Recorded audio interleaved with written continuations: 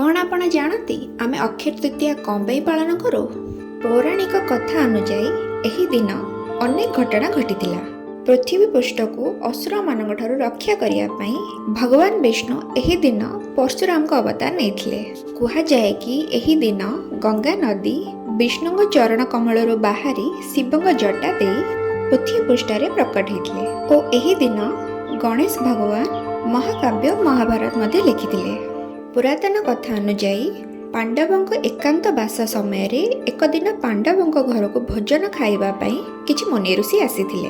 एही समय रे पांडवों पाखरे भोजनर किछि नियंट हेबारु द्रौपदी भगवान विष्णु को प्रार्थना करथिले एवं भगवान विष्णु प्रार्थना रे संतुष्टि होई द्रौपदी एक पात्र देथिले जोथिरे कि केबे खाइबा जलर कमी रहिबनी। एही पात्रटी को अक्षय पात्र मध्ये कहा जाए। सेथिपई अक्षय तृतीया पालन करा जाए। समस्त घरे सब बेले धन और भोजनर केबे कमी न रहू।